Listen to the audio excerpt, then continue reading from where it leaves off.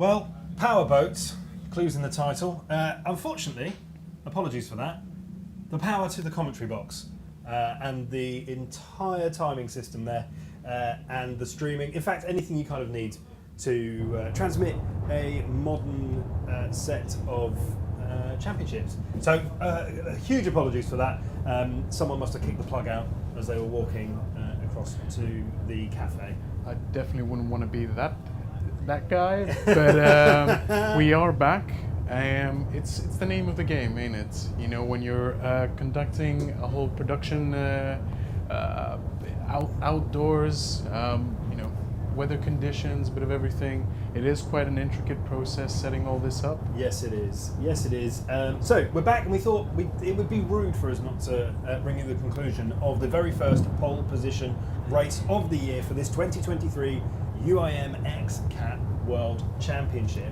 And we've had some interesting results, and we've possibly had some more interesting non-results, I think it's fair to say. We're still waiting for some teams to post times, but it's been an interesting afternoon for everybody involved. So let's just update you with where we were just before we disappeared off air, thanks to a small but very aggressive collision with a power generator.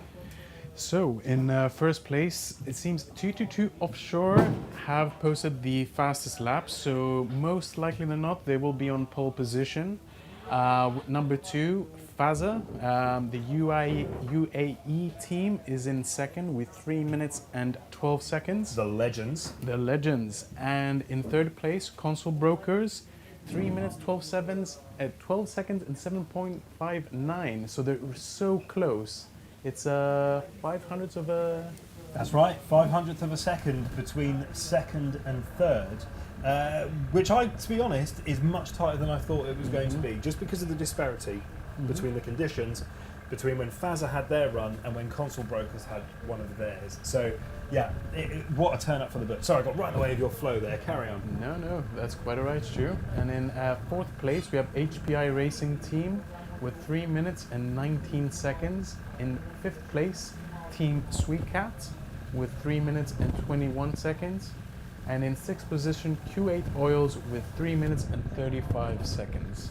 Massive disparity there. So, Team GB, let's see what's going on. Yeah, at the moment it looks like they haven't posted a time, which is a shame. You know, you want all of the boats to go out and post a time. Now, something that you need to be aware of as a watcher at home, and even if you decide to come down and watch it by the shore, these results are provisional. So it's not. These could change. Make sure that you do follow the XCAT social media platforms. Whether if you're watching on YouTube, then make sure you subscribe to us on YouTube. And if you're on YouTube, feel free to head over to Facebook, Instagram, type in XCAT World Championships Racing, and follow the social media pages as well, because that is where you can stay up to date with every single last result. So whilst we feel right now in the moment, we know how it's ended, there are all sorts of variables. You know, this is a highly judged format just to make sure that everybody has a level playing field. This is not racing by checkbook. This is not, the more money you throw at it, the better you'll do. All the boats are the same, the engineering is the same, and we need to make sure that that level playing field is restored. So that's how it is at the moment, and we shall see if it stays that way. Yep, so with pole position race coming to an end slowly but surely, we will be having race number 1 tomorrow at 3:30 local time, with official practice earlier on in the day at 10:30.